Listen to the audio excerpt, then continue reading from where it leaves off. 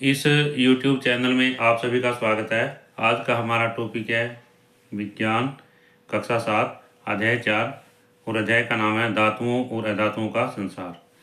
इस अध्याय की पहले भी हमने 2 वीडियो बनाई हैं और वह वीडियो हमने कक्षा 7 की प्लेलिस्ट में डाल दी हैं। आप प्लेलिस्ट में जा कर के सभी वीडियो देख सकते हैं। इस वीडियो में आज हम विद्युत चालन से प्रारंभ करते हैं।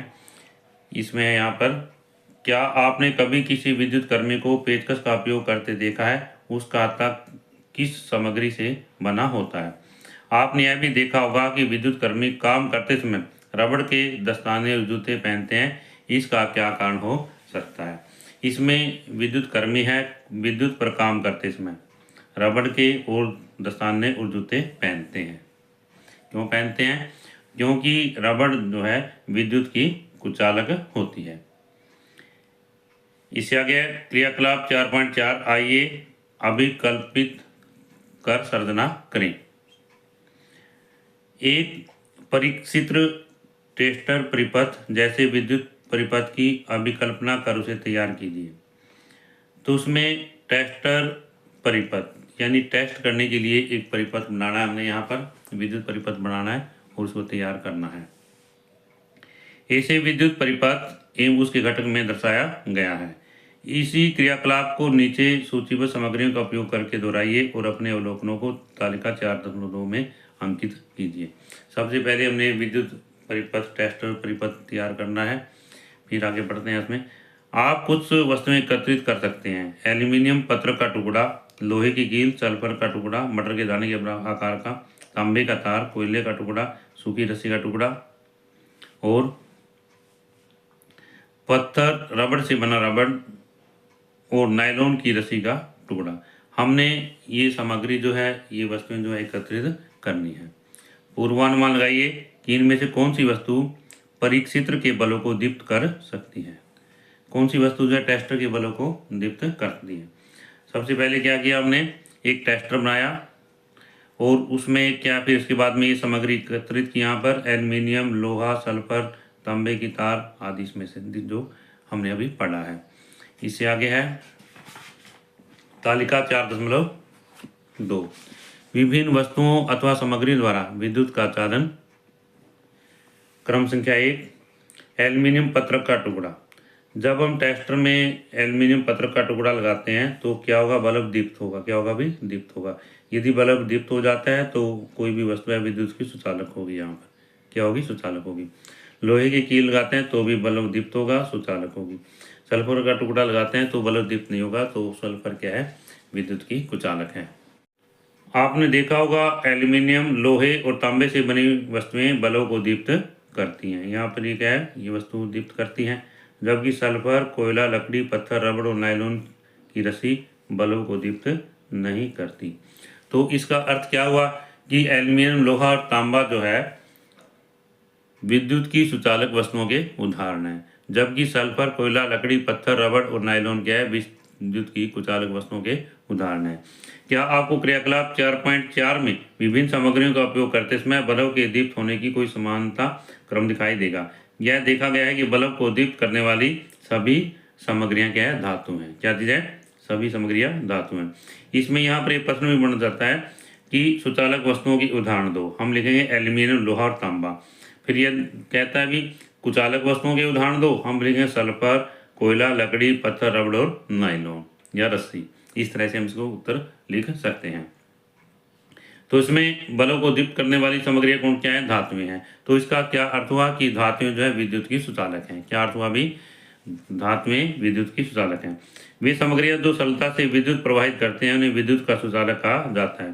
तो इसमें यहाँ पर ये प्रश्न है, विद्युत का सुचालक किसे कहते हैं? वे सामग्रियां जो सरलता से विद्युत को प्रभाव अपने अंदर से विद्युत को प्रवाहित होने देती हैं उसको कहेंगे विद्युत का सुचालक। और वे सामग्रियां जो विद्युत प्रवाहित नहीं होने देती और बल्ब को दीप्त नहीं करती उन्हें विद्युत का कुचालक कहा जाता है। तो यहाँ पर ये परिभाषा है, विद्युत का कुचालक किसे कहते हैं? वे सामग्रियां जो विद्युत को प्रवाहित नहीं करती। इतना ही यहाँ तक है, तो इसे क्या कहेंगे, विद्युत का कुचालक कहेंगे। आता है अब हम समझ सकते हैं कि पेचकस पर प्लास्टिक आवरण और रबड़ के दस्ताने विद्युत कर्मी को विद्युत के आघात से बचाते हैं, क्योंकि ये सामग्रियां विद्युत की कुचालक होती हैं। तो इसमें यहाँ पर जो है प्लास्टिक का आवरण और रबड़ के दस्ताने दोनों क्या है, विद्युत की कुचालक हैं। क्या होते हैं भाई, विद्युत की कुचालक होती हैं। और इनके उपयोग से, यानी पेज पर प्लास्टिक का आवरण चढ़ा होता है और जो विद्युत कर्मी है वो रबड़ के दस्ताने पहनता है। क्यों पहनता है? ताकि विद्युत का आघात उसे ना लगे गलती होने पर। और इसमें यह क्या है, विद्युत की कुचालक होती हैं। हमने सीखा कि धातुएं सामान्यतः कठोर, द्युति में आघात वर्धनीय एवं तन्यता होती हैं। अब तक हमने सीखा, क्या सीखा था? धातुएं सामान्यतः क्या होती हैं, कठोर होती हैं, द्युति में चमक होती है, इनमें आघात वर्धनीय होती हैं, और क्या होती हैं, तन्यता होती हैं, तथा और एवं तन्य होती हैं। ऊष्मा एवं विद्युत की सुचालक होती हैं, ऊष्मा एवं विद्युत की सुचालक होती हैं। इस तरह से हमने क्या सीखा? भी कठोर होती हैं, द्युति में होती हैं, आघात वर्धनीय होती हैं, तन्य होती हैं, और ऊष्मा और विद्युत की क्या होती हैं, सुचालक होती हैं। ये पॉइंट हमने अभी सीखे। हम यहाँ से लिख सकते हैं कि धातुओं के क्या है, गुण लिखो। इसमें हम इसको भौतिक गुण कहेंगे कि धातुओं के भौतिक गुण लिखो। हम इसके गुणों को लिख सकते हैं यहाँ पर। और अभी तक हमने इसमें धातुओं के विषय में अभी इतना ही यहाँ पर अध्ययन किया है। इससे आगे है धातुओं पर वायु और जल का प्रभाव। लोहा, प्राय आपने देखा होगा कि लोहे की वस्तुओं पर कुछ दिनों के लिए खुला छोड़ देने पर उन पर भूरे रंग का निक्षेप विकसित हो जाता है। क्या होता है भी? भूरा रंग हो जाता है लोहे की परत का ऊपर से। जब ये केवल वायु के संपर्क में आती हैं, जब ये केवल जल के संपर्क में आती हैं, किन परिस्थितियों में ऐसा होता है? तो किन परिस्थितियों में ऐसा होता है? जब ये केवल वायु के संपर्क में आती हैं या जल के संपर्क में आती हैं, वायु और जल दोनों के संपर्क में आती हैं। तो इसमें है क्रियाकलाप 4.5। आइए प्रयोग करें। यहाँ पर ये क्रियाकलाप दिया गया है 4.5 और इसमें हमने प्रयोग करके दिखाना है। इसमें सबसे पहले है कुछ द्युतिमय लोहे की कीलें लीजिए। यदि आप पुराने लोहे की कीलों का उपयोग करते हैं तो रेगमाल की सहायता से उनकी सतह पर विकसित भूरे रंग के निक्षेप को रगड़कर हटा दीजिए।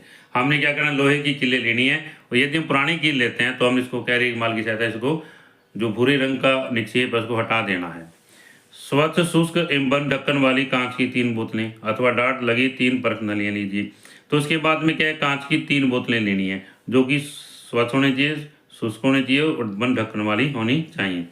इन पर कै कै गै, इस पर हमने लिखना है कै। जैसे ये कै है यहाँ पर, ये कै है यहाँ पर, और ये क्या चीज़ है, गै। अंकित कीजिए।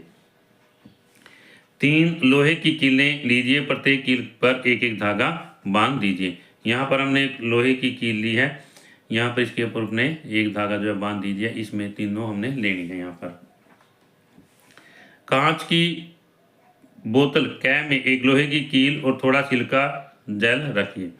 तो यहाँ पर ये कांच की बोतल क्या है, हमने यहाँ पर इसमें लोहे की कील रखी है, ये सिलिका जेल रखा है। क्या रखा है, सिलिका जेल। और ढक्कन अथवा डाट को भली प्रकार बंद कीजिए। इसमें क्या करना है, ढक्कन अथवा डाट को जो अच्छी तरह से बंद कर देना। सिलिका जेल वायु को शुष्क बनाता है। सिलिका जेल क्या काम करता है अभी, वायु को शुष्क बनाता है। जैसे कुछ वस्तुओं से बोतल में रखी दवाओं इत्यादि को नमी से बचाने के लिए सिलिका जेल की पुड़िया रखी जाती है।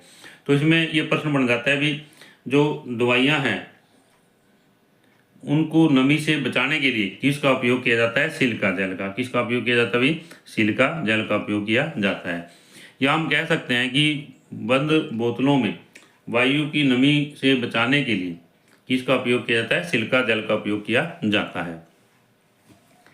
इससे अगला है कांच की बोतल ख में एक लोहे की कील रखी। अब कांच की बोतल ख है, हमने यहाँ पर क्या रखा है, एक लोहे की कील रख ली है यहाँ पर। इसमें आगे है जल को उबालकर ठंडा कीजिए और जिसमें जल में विद्यमान घुलनशील गैस जब बाहर निकल जाए। अब क्या करना है, जल को उबाल लेना है, उसको ठंडा करना है ताकि इसमें जो गैस है वो बाहर निकल जाए। इस जल को बोतल ख में इस प्रकार डालें कि लोहे की कील पूर्णतः जल में डूब जाए। तो लोहे की कील जो पूर्ण रूप से जल में डूबी होनी चाहिए। अब जल की सतह पर थोड़ा तेल डालकर एक परत बनाइए और जो जल की सतह है यहाँ पर हमने थोड़ा सा तेल डालना है और ताकि इसके ऊपर एक परत बन जाए। जल की सतह पर तेल की परत वायु को जल में घुलने से रोकती है। जो जल की सतह है, तेल की परत क्या है, वायु को जल में घुलने से रोकती है। कांच की बोतल को कसकर बंद कीजिए। इसमें यहाँ पर जो कांच की बोतल है हमने यहाँ पर इसको कसकर बंद कर देना है। कांच की बोतल गैस में से एक लोहे की कील रखिए और उसमें थोड़ा जल डालिए ताकि लोहे की कील आंशिक रूप से डूबी रहे। तो तीसरा गैस है हमारे पास में, एक लोहे की कील लेना है, उसमें थोड़ा जल डालना है और जो कील जो है आंशिक रूप से डूबी होनी चाहिए। इस बोतल को खुला रखिए, इस लोहे की कील जल और वायु दोनों के संपर्क में आती है, जैसा कि चित्र 4.4 गैस में दर्शाया गया है। सभी कांच की बोतलों को कमरे के तापमान पर रखिए और 8 से 10 दिनों तक परिवर्तनों का अवलोकन कीजिए। सभी कांच की बोतलों को हमने कमरे के तापमान पर रखना है और इससे 8 से 10 दिन तक इसको रखे रहना है, उनका अवलोकन करना है। तो इसमें हमने यहाँ पर इस पर कै है, यहाँ पर ये कै चित्र कै, ये चित्र गै, इस तरह से 3 जो है कांच की बोतलें ली थी और जैसा कि हमने ऊपर बताया इनको इस तरह से रखा है। यहाँ पर तालिका 4.3 लोहे की कीलों पर विकसित भूरे रंग का निक्षेप। तो हम क्या देखते हैं कि कांच की बोतल 1, 2, 3 जल की उपस्थिति इसमें है या नहीं है, वायु की उपस्थिति है या नहीं है, और अवलोकन हमने सारणी में लिखना है। तो इसमें यहाँ पर जैसे पहला है, यहाँ पर इसके अंदर इसमें जल नहीं है, इसमें क्या केवल वायु की उपस्थिति है, तो इसमें इसको जंग नहीं लगेगा। यहाँ पर जल है, वायु की उपस्थिति नहीं है, इसलिए इसको जल नहीं लगेगा। यहाँ पर लोहे की कील है, यहाँ पर इसके अंदर जल भी है और वायु भी है, इसको क्या जंग जो है लगेगा। इस तरह से इस हम सारणी को पूरा कर सकते हैं। आगे है, इस प्रयोग से आप क्या निष्कर्ष निकाल सकते हैं। यह देखा गया है कि कांच की बोतल कै और कै में लोहे की कीलों पर रखी कोई भूरे रंग का निक्षेप विकसित नहीं होता। यह अवलोकन क्या दर्शाता है? यह दर्शाता है कि कांच की बोतल में लोहे की कील को केवल शुष्क वायु अथवा केवल जल में रखने पर भूरे रंग का निक्षेप अथवा कोई मलिनता विकसित नहीं होती। तो इसमें क्या कहता है भी, कांच की बोतल को लोहे की कील को केवल शुष्क वायु अथवा केवल जल में रखने पर भूरे रंग का निक्षेप या मलिनता विकसित नहीं होती, जबकि कांच की बोतल गैस में लोहे की कील में भूरे रंग का निक्षेप दिखाई देता है। यह क्या दर्शाता है कि निक्षेप में विकसित होने के लिए जल और वायु दोनों की अनुपस्थिति आवश्यक है। तो हम प्रश्न बन जाता है भी, जंग लगने के लिए, वस्तुओं पर जंग लगने के लिए क्या चाहिए हमें? जल और वायु दोनों चाहिए। इस प्रकार दम वायु से लोहे की बनी वस्तुओं का पर भूरे रंग के निक्षेप के विकास के लिए उत्तरदायी है। इस भूरे रंग के निक्षेप को जंग कहते हैं। क्या कहते हैं भी? जंग कहते हैं। लोहे से बनी वस्तुओं पर जंग लगने की प्रक्रिया को जंग लगना कहते हैं। जंग लगना किसे कहते हैं? जो वस्तुएं लोहे से बनी होती हैं और उन पर जो जंग लगता है उसको क्या कहेंगे? जंग लगना कहेंगे। इससे आगे है, कई अन्य धातुएं भी वातावरण में खुले रखे जाने पर मलिन हो जाती हैं। क्या आपने तांबे की वस्तुओं पर सतह पर हरे रंग परत या चांदी की वस्तुओं पर सतह पर काले रंग की परत बने हुए देखा है? जलवायु या अन्य पदार्थों, जलवायु व अन्य पदार्थों के कारण धातुओं की सतह पर का धीरे धीरे हवा संक्षारण कहलाता है। क्या कह रहा था अभी? संक्षारण कहलाता है। इसको दोबारा पढ़ते हैं। कई धातुएं वातावरण में खुले रखने जाने पर मलिन हो जाती हैं। क्या हो जाती हैं? मलिन हो जाती हैं। क्या आपने तांबे की वस्तुओं पर हरे रंग का, तांबे की वस्तुओं पर क्या है? हरे रंग का, और चांदी पर क्या है? काले रंग की परत। ये क्या है? धातुओं का संक्षारण की परत है इसमें। ठीक है ना। इससे आगे है, क्या आप जानते हैं हमारे देश में लोहे में जंग लगना एक गंभीर समस्या है। प्रतिवर्ष जंग लगने से क्षतिग्रस्त लोहे की संरचनाओं का प्रतिस्थापन अथवा जीर्णोद्धार करने के लिए अत्यधिक मात्रा में धन खर्च किया जाता है। तो इसमें वस्तुओं को जंग से बचाने के लिए, उसको सही रखने के लिए बहुत अधिक मात्रा में धन जो खर्च करना पड़ता है। लोहे को जंग से बचाने के लिए कई उपाय किए जा सकते हैं, जैसे रंग रोगन करना, तेल लगाना, ग्रीस लगाना, लोहे पर जिंक धातु की सुरक्षात्मक पर चढ़ाना, गैल्वेनाइजेशन भी कहते हैं इसको, आदि। तो इसमें है यहाँ पर प्रश्न है, लोहे को जंग लगने से बचाने के लिए हमें क्या करना चाहिए? नंबर 1 क्या है? रंग रोगन करना। नंबर 2 तेल लगाना। नंबर 3 ग्रीस लगाना। नंबर 4 क्या है? लोहे की जिंक धातु की सुरक्षात्मक परत चढ़ाना। लोहे पर जिंक धातु की सुरक्षात्मक परत चढ़ाना, गैल्वेनाइजेशन। इसमें एक प्रश्न और बन जाता है कि गैल्वेनाइजेशन किसे कहते हैं? क्या किसे कहते हैं? लोहे पर जिंक धातु की सुरक्षात्मक परत चढ़ाना, इसे कहते हैं हम गैल्वेनाइजेशन। इससे आगे है रोचक तथ्य है। प्राचीन भारत का अद्भुत धातु विज्ञान। 1600 वर्ष पूर्व दिल्ली के लोह स्तंभ का निर्माण चंद्रगुप्त द्वितीय के काल में हुआ था। इसमें यहाँ पर है दिल्ली के लोह स्तंभ का निर्माण कब हुआ? 1600 वर्ष पूर्व। कहाँ हुआ? दिल्ली में। किसके द्वारा? चंद्रगुप्त द्वितीय के काल में। यह लगभग, इसकी ऊंचाई कितनी है? 8 मीटर है और इसका वजन लगभग कितना है? 6000 किलोग्राम से भी अधिक है। यह लोह स्तंभ के विषय में रोचक तथ्य है कि इतने वर्ष तक वायु, वर्षा एवं प्रतिकूल जलवायु परिस्थितियों का सामना करने के पश्चात में भी इसमें आज तक जो है जंग नहीं लगा है।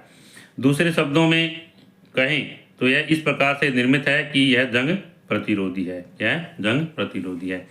यह भारत के धातु प्रौद्योगिकी के विकसित कौशल को दर्शाता है। तो कहने का भावार्थ यह है कि इतने लंबे समय के बाद में भी इसमें जो लोह स्तंभ है और दिल्ली के अंदर बना हुआ है, आज तक इसमें जंग नहीं लगा है।